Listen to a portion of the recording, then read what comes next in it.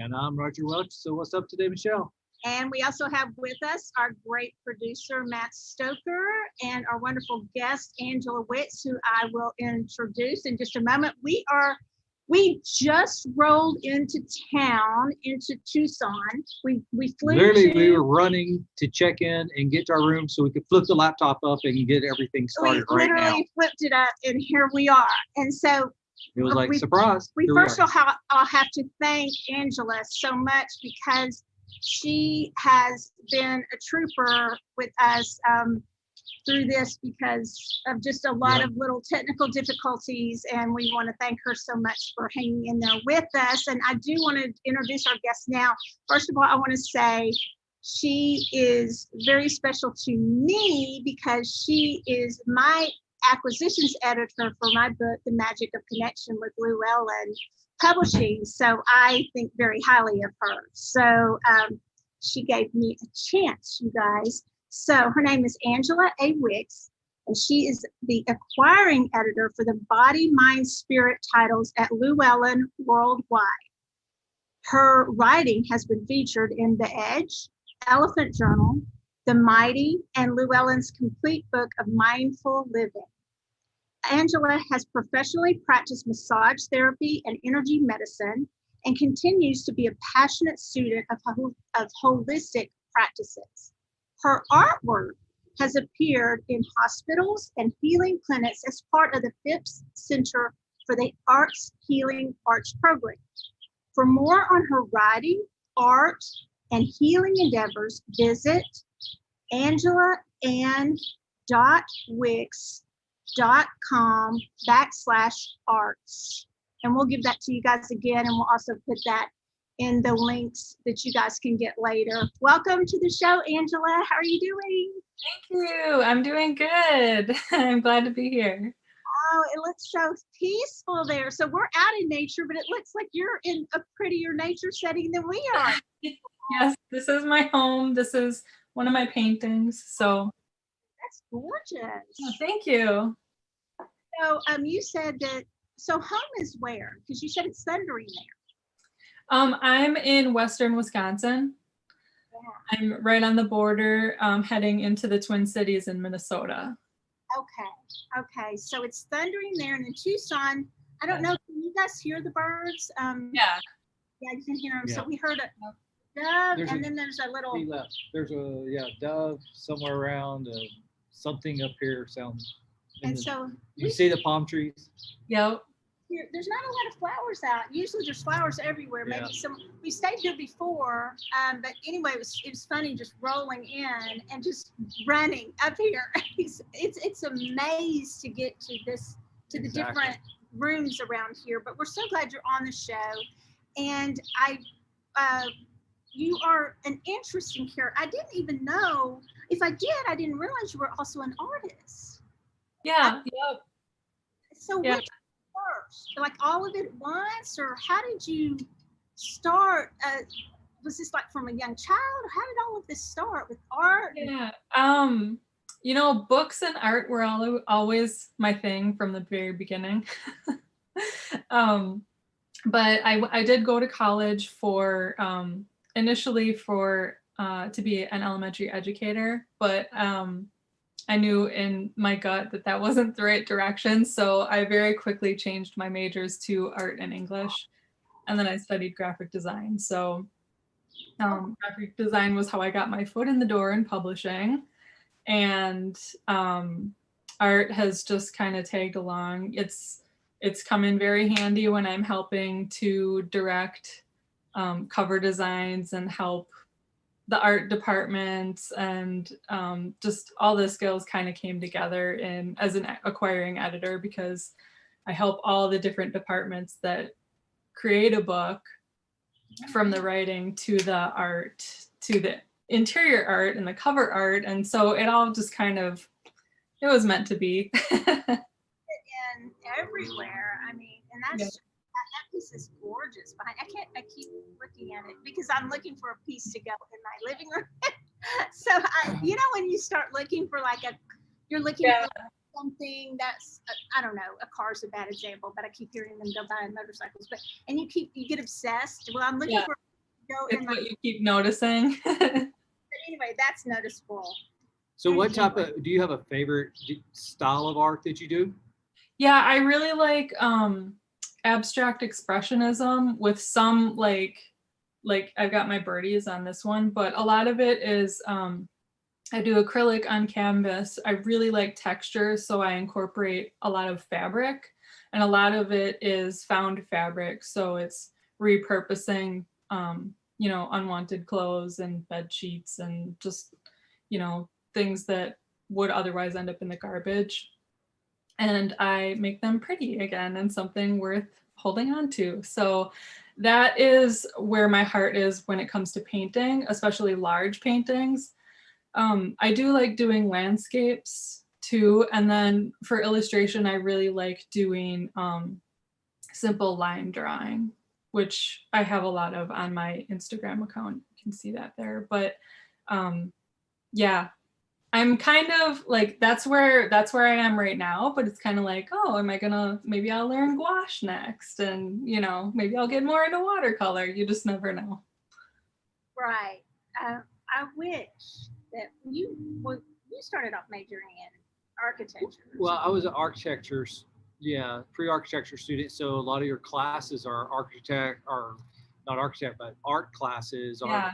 articulation, drawing, everything. So yeah, all my class, I was like, there was three of us in there for architecture, and the rest of it was all graphic designers or graphic, yes, something with design, Yeah. So tell us, I've read your book before, because when it came in, we got it immediately in the store, and I took a picture and sent it to you. And Yeah. look, when I saw Angela Wix, I was like, oh, wait a second. I know that name. I've bugged her at least 10 billion times in the past year. So we have your book, and it's really cute. Matt has a picture of it. It's I think he may have not had, or you've got it right there. Thank you, since we're not in our and I say stores now, we're up to 3. There's a graphic of the that Matt has of the book. So the little book of, it's Llewellyn's little book of unicorns. Yeah. And I really enjoyed reading I love how you laid out the book, first of all. Now I know, I said when we were driving, what did I say? Do you remember? Were you paying attention? No. About I gave her? Oh, yeah. I said, you don't remember, but I gave you a compliment. I said, she's a really good writer. Really good writer. No wonder she's an editor. She's like very, now that makes sense that's next. Now that makes sense. Okay, yeah. I was just wondering that. And you're very thoughtful and mindful of like exactly what I'm thinking. That's what comes next. Mm-hmm. My question, because we flipped a lot of the little books, I flipped through them and they sell really fast. So I usually get one for me and then, one for everybody else. So I can, I do read everything that we have in the store. I will at least flip through it and make sure it's something I want to have. Yeah. Not that I have to believe it. I just want to make sure it's not something has hate. Not that Llewellyn would ever put that out, because you don't. But I just, from other sources, I'm going to look through them. Yeah. And I wanted to know, okay, does Angela really believe in unicorns, or what does she believe? So tell us what you believe about unicorns. And by the way, tell us what April 9th is also. Oh, yes. So April 9th is International Unicorn Day. So that's why we decided to do this interview this week, was to celebrate that and to have something to celebrate for it. So that's coming up on Friday. And do I believe in unicorns? So my first instance of like someone acknowledging unicorns as being real, I was getting a massage. And this woman did energy healing. She was very psychic. And at the end of my session, she was like, one of your guides is a unicorn. And I was just like, psh. But it stuck in my head. And, I would tune in intuitively, trying to connect with this guide. And I would always see a unicorn with wings spread, and whatever message she was trying to bring to me matched whatever gemstones were mixed into her feathers on her wings. So it was kind of an interesting connection there. But I feel like for me, at least, the idea of unicorns is it's a form of spirit guide. And I don't know legit, like, yes, this is a unicorn, where someone would say, yes, there is angel, yes, there is unicorn, yes, there is fairy. For me, it all interweaves as guide and maybe hierarchy of energy levels. So to me, it's a high frequency spirit guide. And a lot of times they do, in my mind, the way that I'll see them is in the form of a unicorn. And the other way that I think of unicorns is just using it as a metaphor for, finding the magic in your life and reconnecting to the power of your authentic self. And I think that's the way that in our modern lives, that's why unicorns have just exploded, because people are looking to reconnect with just their own heart and their authenticity and the power and magic inside of them, and just finding the magic in everyday life again, because it's really easy to lose it in the chaos of what our world is. So that it's right at the beginning. It said, on the surface, this is a simple book about unicorns, but at its core, it's a guide to rediscovering wonder and happiness. And then you go on, and then you towards the end, you say, it's not just about joy and happiness, and you just touch on the other aspects that it can help you with. We might call it shadow side or whatever other things that the unicorn can help guide you through as a guide, right? yeah. But I like the way, and I think you even touched upon how the exercises, and you and I are familiar with exercises. Yep. It gets people involved in the book, and I loved it right from the beginning. It's how do you see your unicorn? How do you see, what is the unicorn to you? Wants that unicorn to be sparkly and whatever, but that unicorn also may be very elusive and mystical, and just coming out of the mist and you barely see it, and you have a little more trouble connecting with that guide.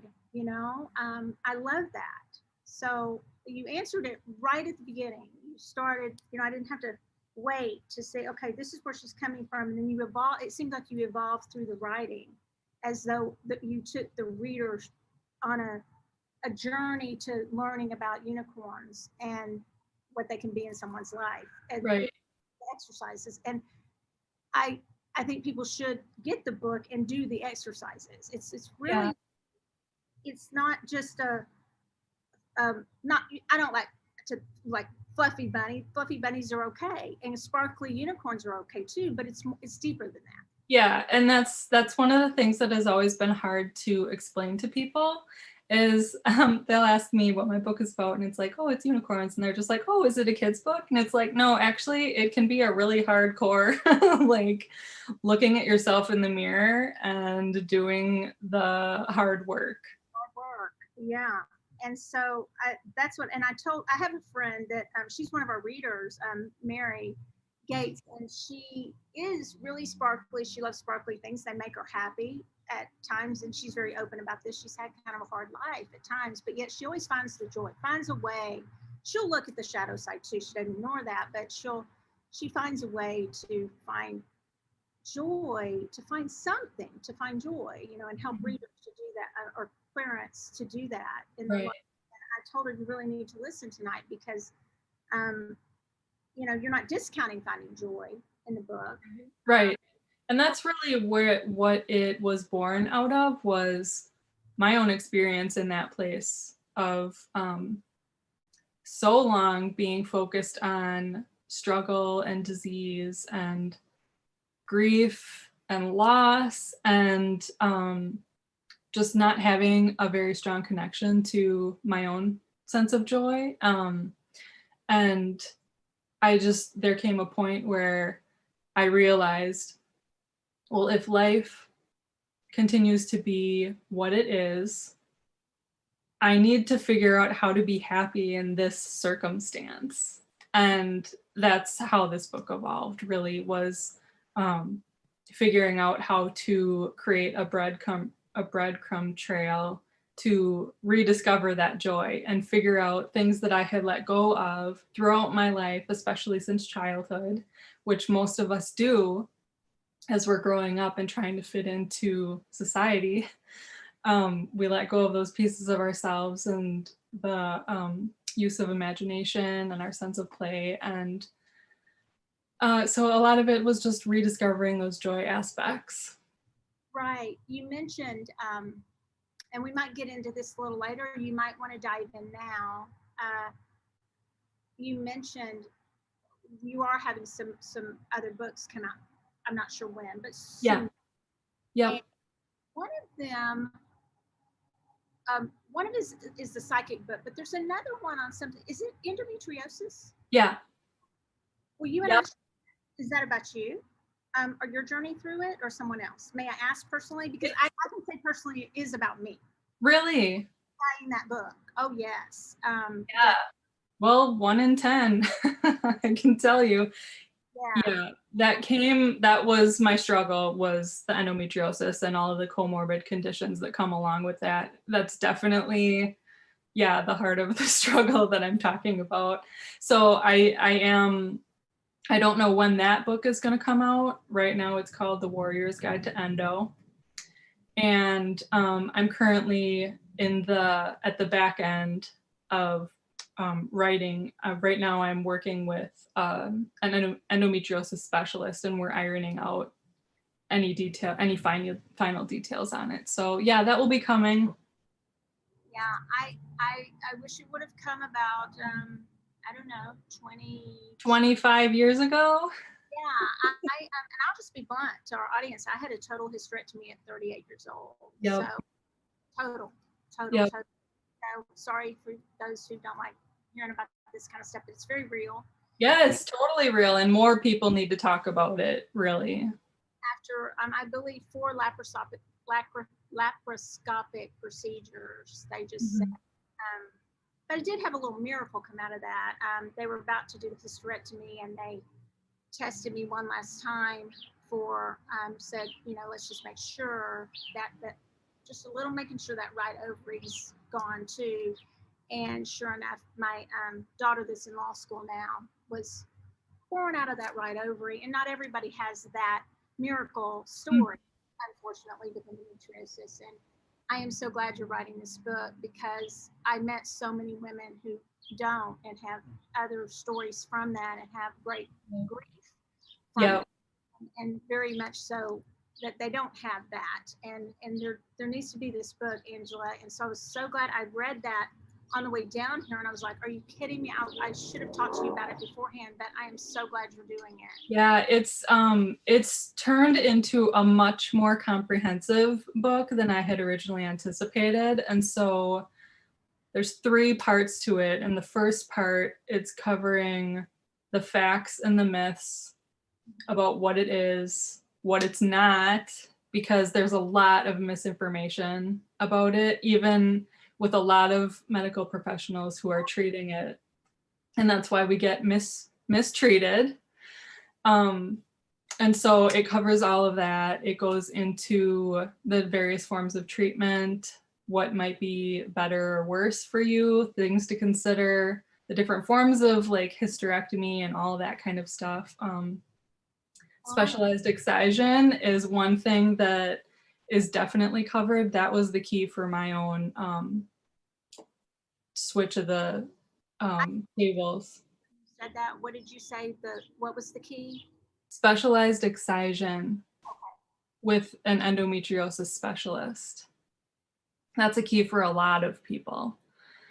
And so that's covered extensively in the book. And then the second part is all about stories that people share who have lived this experience from different perspectives, from the LGBTQ readers, people who struggled with fertility, family members who have watched their loved ones go through it, perspective from a spouse. Lots of different perspectives are covered because there's so many people who are impacted in a lot of different ways. So I wanted to get the whole encompassing picture. And then in the third part of the book, it's all about advocacy, because people with endometriosis, that's such an important piece that is not covered, and people need to self-advocate and they need to know how to do it, and it can be so overwhelming. So this lays it out for you. Yeah, it was overwhelming, and I will tell you, for me, please address this, and I'm sure you will. Maybe it doesn't happen now, but I was literally told by a female doctor, not a male doctor, that I would have to find someone else because I was, and I think I asked one question, maybe two. You know, I ask a lot of questions, one or two, but I'm usually pretty kind. And and she told me I needed to find another doctor because I needed too much TLC. Oh yeah, I do cover that in the book. And I've got on. I'm sorry you went through that. That's so frustrating. About all the women who do. So I'm so glad you're writing that book. I mean, you're going to have to ask a question because, whoa, I am so glad that book is going to be a bestseller. I mean, there are just so many women. That's going to be, yeah, that's going to change a lot of lives. Mm-hmm. It's been a long time coming, and it's something that I definitely needed a long time ago. And so, yeah. Yeah, and if people don't know, I hope this isn't one of your myths, but for me, it affected me all month long. I mean, you know, every month, and it started over every single yep. I was going through, and it just, people had no idea, and then it caused depression. Then they were, you know, your depression's making you complain, and it was just, you're just treated horribly. And I'm so glad you're doing it. Thank you so much. That's just, you're welcome. It's such a I always said it's such a huge trauma. And by the end of my journey, by the time I found the right doctor, it was almost like I was going into labor every month. That's how I felt. Yeah. Yeah, you're exactly right. So, oh, whoa, thank you so much for that. Are there advocacy groups already for that, for endometriosis? That's one of the things that has been interesting for me because, you know, there wasn't Facebook, there wasn't the internet. And so I only started realizing the support groups about 4 years ago. And that was right before I ended up having my successful surgery. I'd had unsuccessful surgeries with not good doctors before then. But there are a lot of groups out there. And that's something that I talk about in the book too, as a resource for what to look for in groups and how you can find them. I see such good things for that book. Oh, that'll be great. Thank you. And so, you have a timeline on that when it's going to be out? I don't yet. I am hoping that I'm going to be done working with this doctor on fine-tuning it by June so that I can start pitching it to publishers and we can get it on the books and have a timeline and know when it's going to come and officially get the title and all that good stuff. It's going to be good. And so you have another book coming out, I believe, with Llewellyn? Yes. Yep. That book is called... It's the Secret Psychic. Secret Psychic. I love that title. So tell us a little bit, give us a little teaser about that book. So in that one, I'll preface it with, it came about because I was talking with a friend of mine, and like probably a couple of years leading up to this, she was asking me a lot of questions about my own journey, and she knew that I'd studied Reiki and that I'd taken classes in psychic development and lots of different things. And I mean, she knows I work at Llewellyn and work on all the books that we work on.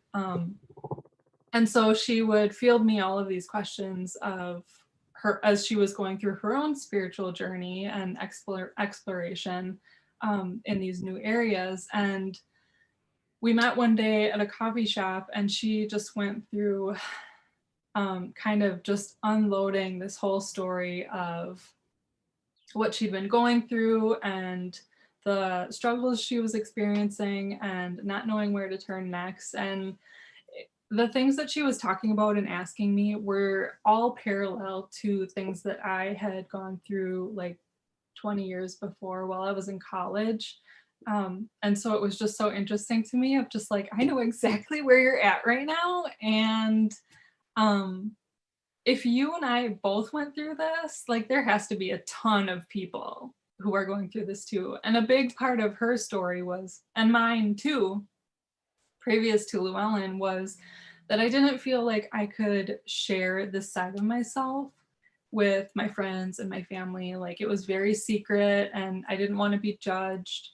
It just didn't feel safe to share that part of myself with other people. I didn't want to be like ostracized or seen as evil or, you know, just some of the judgments that people have, like you're possessed by the devil and that kind of thing.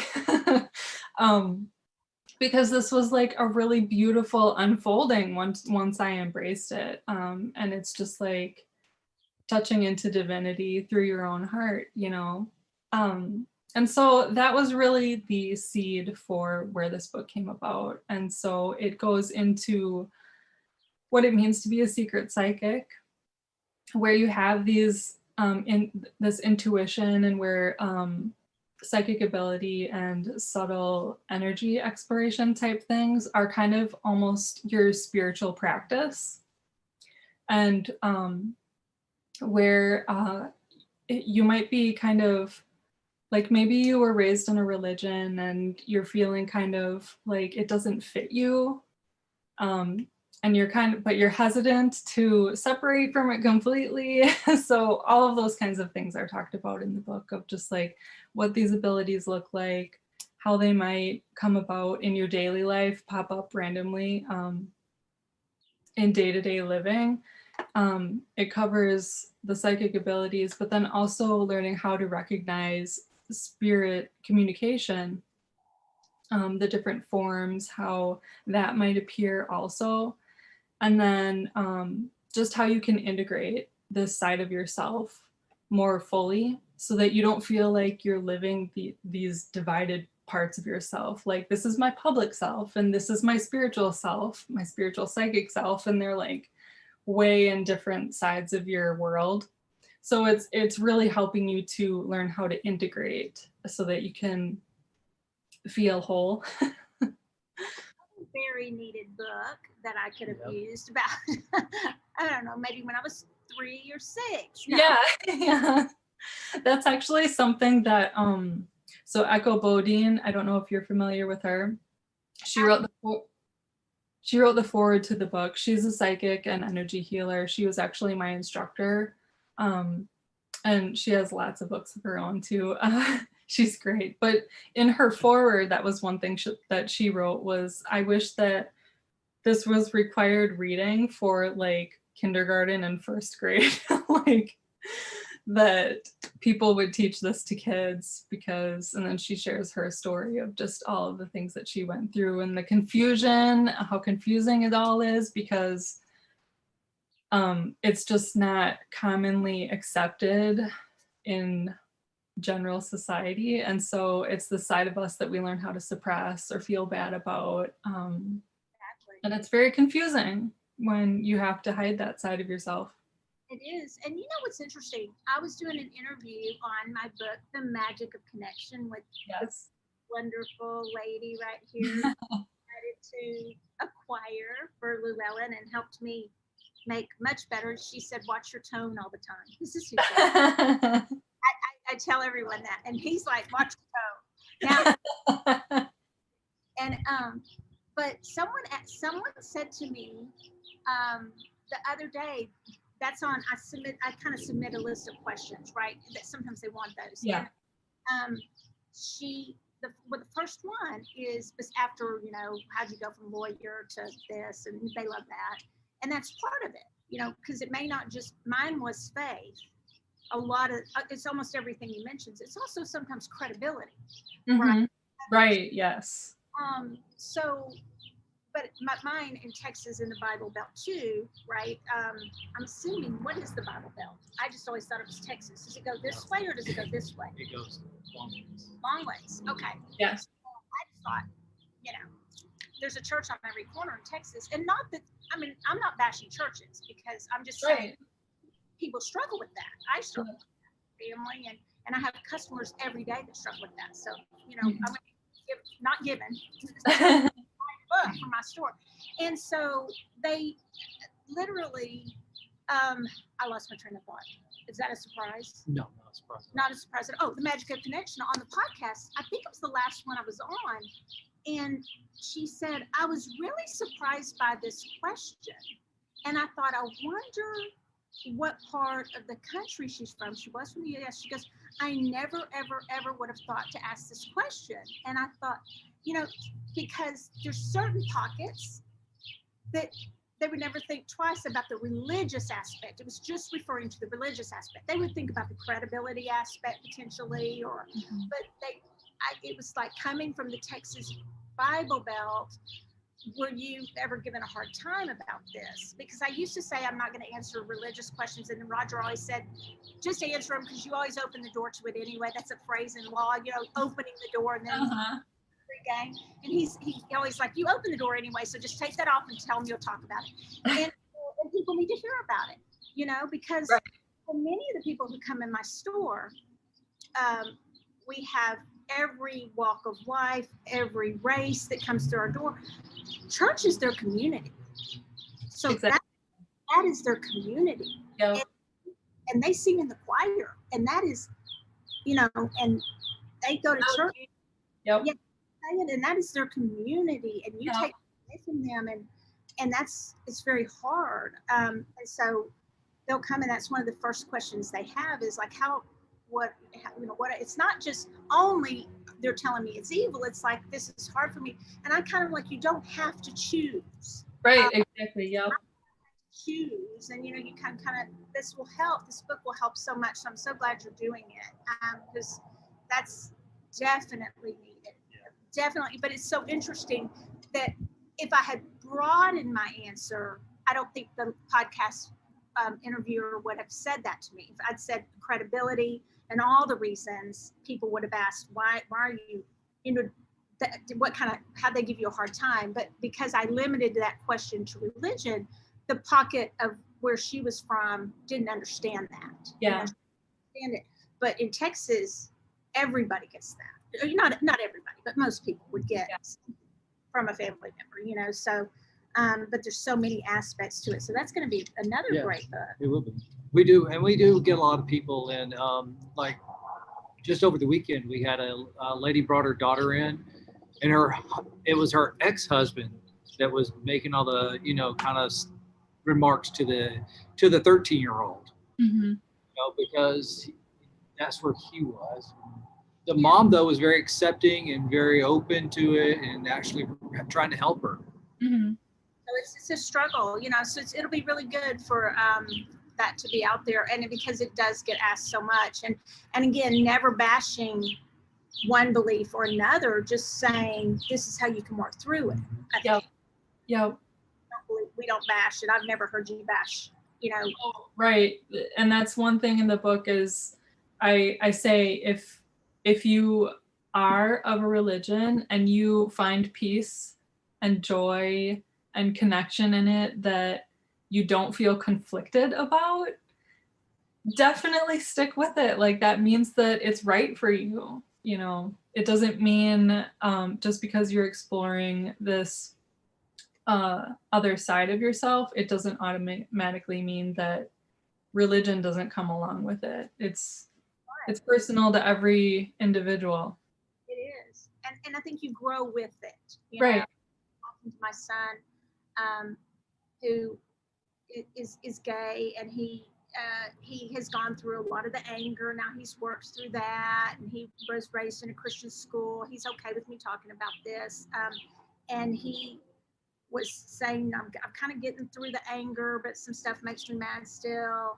But the church stuff he's dealing with, you know. And he said, he started, you'll like this, Angela. He started asking me about, you know, Mom, you didn't talk to me about this empath stuff. And I said, well, I have just the book for you. And it's called Your Mom's Book, The Connection, Stop Cutting Corners. And he goes, well, yeah, you know, we've read it. But I said, have you done the exercises, like really done them? And he's like, well, no, I need to really do those. And I said, well, why don't you do those and then call me back? Yep. Sometimes you actually have to do it. Go figure. Interesting, because when we had Matthew McConaughey on the show, you asked him about how do you get people to chill out about their books, because, you know, I'm like, oh, are people buying the book? And he's asked the same thing, because his book came out during COVID too, and his publisher the same thing, and of course his is, you know, off the charts, and his Audible, you listen to the Audible, it's incredible. And but he did say sometimes a book is a little bit before its time, because now people are starting to go, okay, wait, I do want more about where I go with my empathy. I mean, once they really will pick up my book, I'm shifting gears to that, because we did take it a little step beyond. It's not that there's anything wrong with the books that came before it.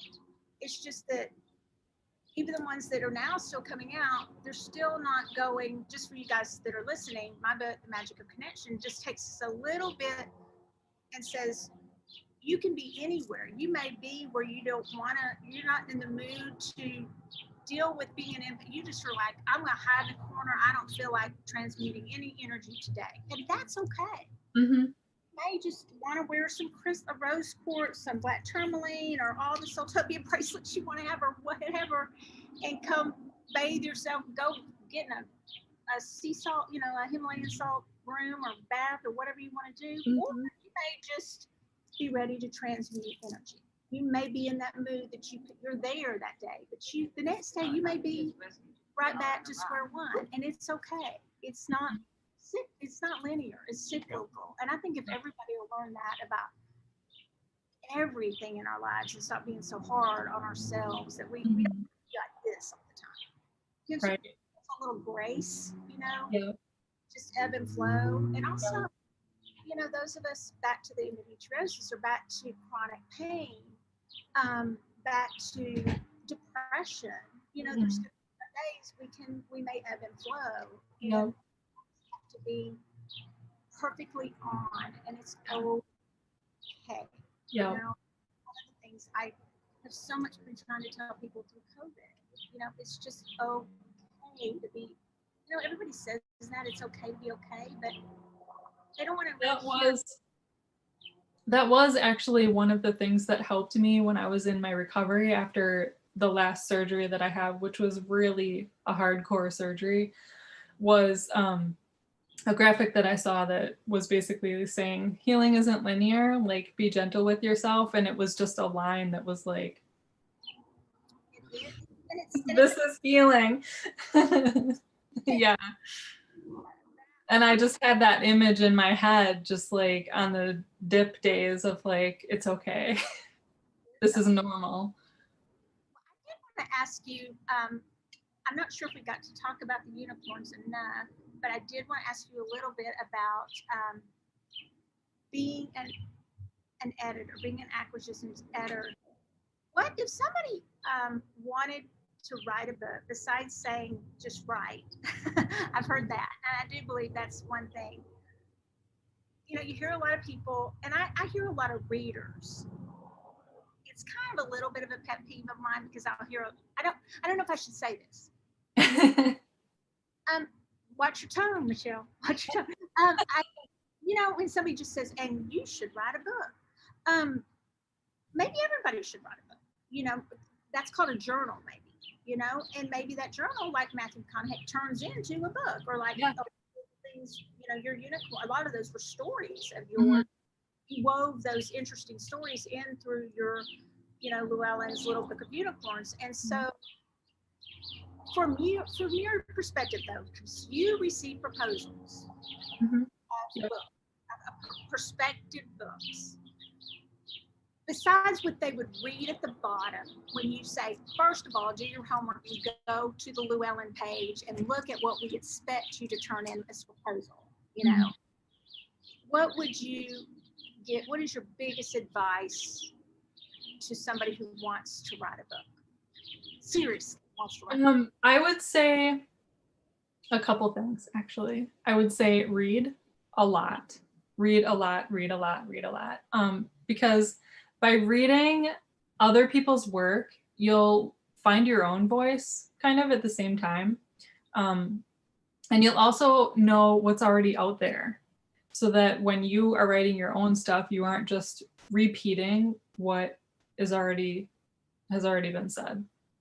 So find the stuff that you love, the topic area that you love, the topic area that you're interested in writing, and read.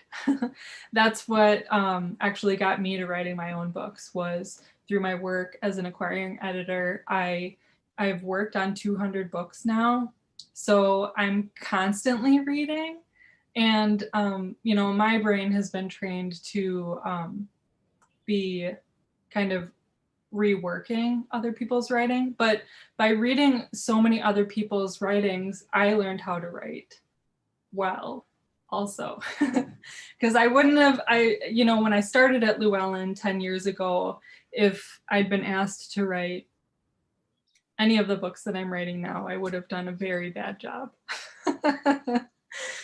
So reading a lot of other people's work is definitely a good start.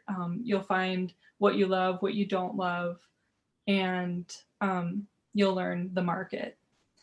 The other thing I would say is start with an outline.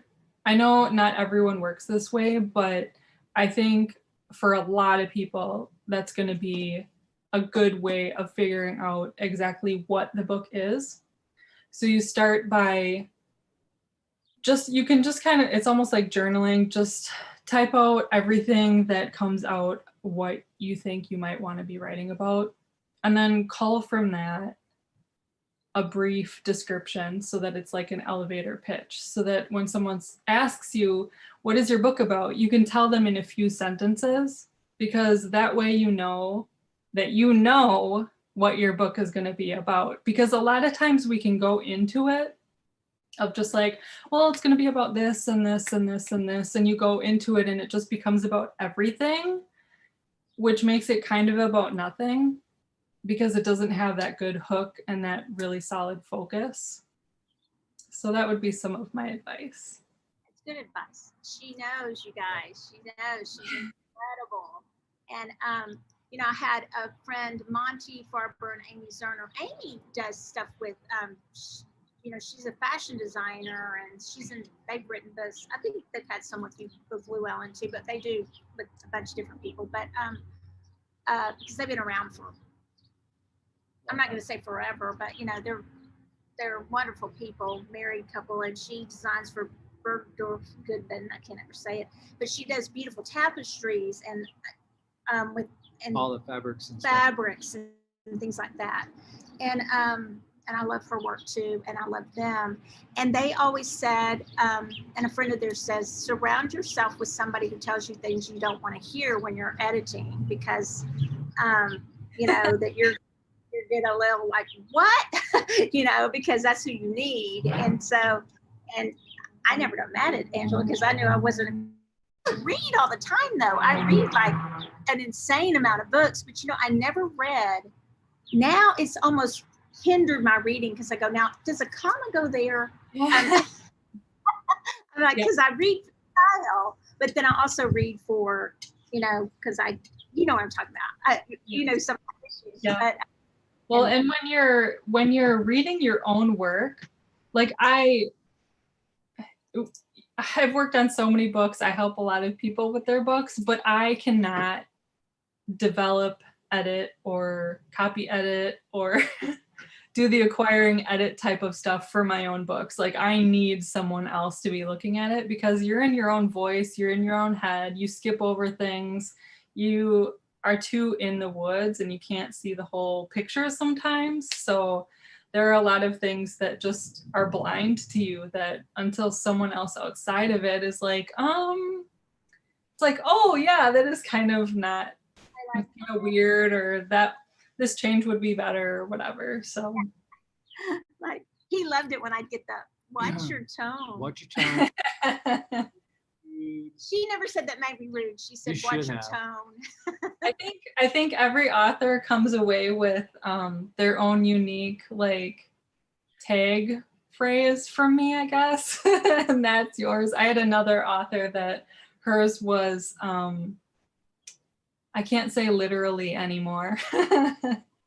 Because I pulled it out from like everywhere in the manuscript of like, well, this doesn't actually mean literally right here, so we're just gonna take that out. So, what did you use all of that? Furthermore? Oh, well, I had to take out a lot of the legal language. The legal language. Oh, yeah. For, you know. Yeah. Yeah. What the hell is this? Did anybody on there have any? I know you were scrolling, so no. Okay. I mean, everybody loves it. They're just loving it. So, we're skipping around a little bit, but I wanted to make sure we got in everything. Tell us a little bit about, oh, and you guys, I can answer, I can say this. I'll have two things. You'll be editing for me, right? Yeah. My new books. So, yeah. And did you heard that we're doing card deck together, right? With Llewellyn? I don't know that I heard that. Did I hear it? I don't remember. What is it? More, it's well, you know, they may not they may change the they title. May change the title, but Magic of Crystals. Magic of Crystals, and I sent it to Barbara, and she liked it, and so there's already a contract. But it's pretty. We pretty much have it done. Yeah, that's exciting. That's not true. We don't pretty much have it done because you know how I'm going to be like, now wait a second. Yeah. I think this, and then I do a lot of work that doesn't need to be done. So you know, I'm going to have to say, do you like this format or this format? You know, yeah. The little book, and he's the photographer, and they told him don't send one with a little ugly spot right here because your eye goes right there. You know, but he's a great photographer. So, but we already had a lot of cards done at our store to label our cards, but we're just changing them all up. You know, and it's going to be a really cool take on it. But a lot of the meanings, all of that we've been working with. It's just a really good way to read with cards. So it's not like a. And it'll be 80 cards in the deck. Awesome. A lot of crystals. But it's just something that has been a work in progress for a really long time. So I'm not going to say it won't take work. I'm just going to say that it's been a work in progress for a really long time. Not just that format, but so don't worry. I can't wait to see it. That's awesome. But on back to unicorns, what is Unicorn Day? I mean, are there sections? Are there Parades? Unicorn Day? Oh, you know, I don't know. The most that I've seen of it is just through social media, mostly, of just people, you know, posting little cartoons and just memes and having fun with it kind of thing. So I think it's what I've seen of it is just playfulness on the internet. But I don't know, there could be live things that are in person. I know before COVID hit, I was going to there's an art show that happens every year that's the Unicorn Art Show in the Twin Cities. And so that aligns with the International Unicorn Day. It ended up being canceled because of COVID and stuff. But hopefully when all of this passes, that will happen at one of the next International Unicorn Days, is this big art festival, and people come dressed up in cosplay and really cool artwork and all that. Yeah. I wonder you may have said this in the book, but I wonder if, you know how like in Scotland and in other areas, they take the Fae more seriously. Yeah.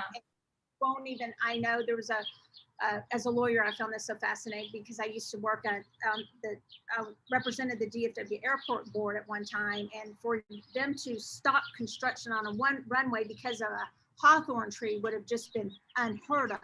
But they stopped construction. Was it in Scotland, or I can't remember where it was, or Ireland, and they couldn't get any construction company to do it. They were all just like, no, we're going to go around it. We are not tearing down that tree. Mm-hmm. If they believe more in unicorns, does the unicorns fall in that category too? Like the fae and things like that? Yeah. Mm-hmm. Yeah, they're I think considered part of the world of fae. They're kind of like a high level fairy almost. Yeah. Yeah. I see that. Yeah. Yeah. So I think that a lot of people don't realize how much in other countries, and I'm always trying to find the citation, me and my citations, I'm always trying to find the citation for that story about that runway. If you ever find that, let me know, because I tell it all the time, and where the construction, they literally could not get a crew to build that runway. And if that had happened in DFW, we would have been, that would have been a horrible day for me at work. Yeah, or days or weeks or months. So, but they take it that seriously.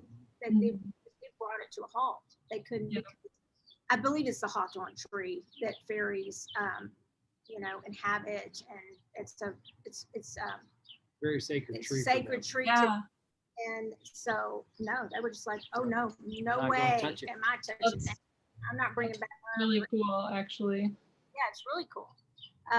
So, well, tell us where we can get a hold of you, where our listeners can. We have your book at our store. If we don't have it right this second, I think I saw one sitting there, but if we don't, we had the order come in before we left, so maybe. Yeah, so we had the Llewellyn order come in. Okay, so it's Llewellyn's little book of unicorns, and tell us where everything else you're doing that you would like our listeners to know, and where they can get a hold of you. Sure. So I have my website, and that is angelaann.wix, wix.com/arts. And there you'll find everything from my books, writing, editing, my artwork, different healing endeavors. I have an advocacy page on the website also for endometriosis and different other invisible conditions that are related to it. So if people are looking for resources, they can find that there. I'm also on Facebook and Instagram at Angela Wix. So they can find me there also. And then if they want to buy the book, you can get it, like you said, at your store. It's also, if they order through Llewellyn, they can use a discount code for 10% off. If they use its Secret Psychic is the code. And they can get 10% off either the purchase of Llewellyn's Little Book of Unicorns, or in the future, hopefully, I think by June, the book for the Secret Psychic will be available for pre-orders, so they could use that code then too. So is that in your catalog already, in the Llewellyn catalog? It's in the next one that comes out. Okay, so we will be sure to get those in the store also, but we will put, remind me to put that code in the comments or Secret up in the Psychic. Okay, well, I've got it here. I've got it. And we couldn't print everything out, you guys, since we were rolling in with we may have drove a little bit fast between Phoenix. A little. I did have one more question. It's probably not a great way to wrap up the show, but I'm really curious. You said one of the top things you said to your the suggestions you had if you wanted to write a book. Yeah. I'm curious how much you think, and you think of a really good wrap it up question. But I really am curious how much you think social media and somebody's presence on social media and maybe they get that because they have a great book, but let's just say that they have a following. Do you think in any way that is, this is a tough question for you to answer maybe, but is that maybe watering down the quality of writers or writing that, I mean, because it seems like maybe sometimes, I'm not saying you guys, but maybe sometimes people will get a book deal because they're famous or because they have a lot of followers or they have this or that and it'll sell books. But does that, I mean, how do you feel about that? And can you answer that question? Well, marketing, definitely. I'm not publicity and marketing, so it's not my area, but I would say that really like visible people who are out on social media and have really high followings, it doesn't always equate to book sales. I can say that much. So a lot of times people who don't have a huge following end up being rock star authors who just, their book ends up selling awesome because it's the right topic and it's what people are looking for. So social media is great. It's great to be out there. I would say it's definitely good to have your presence, but if you don't have, 10,000 followers, that doesn't mean that you can't be an author. I like that. Thank Yeah. you to our listeners. And I would say to everybody, even as store owners, 3 store owners, and the other stuff that we do, and it's quite a bit. I would say that in the community and things like that, I would say that don't let it stress you out either, because what that will do is that joy that we started talking about at the very beginning of the show with Angela on here tonight, that the unicorn can bring, and finding that happiness again that maybe we lost for whatever reason or that we're trying to reclaim in our life, and even that empowerment through my book, that is one way that that is difficult, is if you're just getting overwhelmed by all of the social media. Oh, now there's this, now there's another one, and your life is just becoming all of that. Now, I'm not saying you shouldn't do what you're committed to do, but you really need to think about that in your life, whatever area it is. It's something really important to me. If you and have a balance, I guess it all comes down to balance. You talk about that in your unicorn book. You talk about down to balance, and that's a really easy word to say, but we really do need it in our lives. Mm-hmm. Yep. And I would say if it comes to a point of becoming where it's sucking the energy out of you and you're feeling exhausted, it's making you angry, it's making you depressed, like that those are all signs that it's not in balance. You want to find a way to make it something that's joyful, something that's authentic and doesn't feel like you're forcing and trying to become someone else and just presenting this false image, because it just doesn't work. Right. And I agree. And you know what, I'm so glad to just get to talk to you one-on-one. And I will say that you, to me, I mean, just are a breath of fresh air. You're so calming. You're so authentic. And I really appreciate the time you spent. I'm glad that we did it on Unicorn Day, even though we kind of had to do it here. But at least it is actually really beautiful here. But you have this beautiful setting for us. I'm so happy that we did it on Unicorn, leading up to Unicorn Day. And, but I will tell you, most of all, I love the book you have, but I'm also looking forward to what you have to come. I think that it's just going to be incredible. So thank you so much, Angela. I do actually have one more tip, if you have a minute. I would say write what you feel called to write, and you never know what's going to come of it in the future. Because like in The Secret Psychic, even in the Unicorn book, there are stories that I share where I dug out old journals from 10, 15 years ago where I was drawing on those stories. And so, or like, I wrote a memoir that really was only for me. And it was not very good, but there were select stories that I ended up mining from that memoir, and that has become part of The Secret Psychic. And so sometimes writing is just writing, and it's practice, and you never know what's going to come of it. So just follow your creativity, your passion, and the insight. It's going to lead you somewhere. That's a great tip. Well, we really, really appreciate having you tonight, Angela. And I think we're up against the clock. I hope you'll come back sometime. Yes, I'd love to. More about your book when it does come out. Yeah. Right when it comes out, or maybe right before it comes out in June, we can have you back on. Yeah, that'd be great. And we'll maybe be in studio then, right? Yeah. So, yeah. Matt, thank you so much. And we can just wrap it up with that, I guess. I can't see you, but Matt, thank you for winging it tonight and helping us out so much remotely. We really appreciate it. And I guess we'll wrap it up with that tonight. Yeah. Thank you, Roger. And and I'll just say to everybody, just we'll be posting some things from Tucson. We're going to have some beautiful goodies, bring them back to you guys. Roger's going to carry them all, and I'm just going to run around and talk to people. And and so many of those are in my book, The Magic of Connection. We'll be getting a lot of those crystals and a lot of the herbs in that book and all kinds of things. So be watching as we post this week. And I will I'm not sure if we're wrapping it up now or not. We are. So I'm going to wrap it up and say thank you to listening to SoulWhat, where we discuss things that matter to our soul.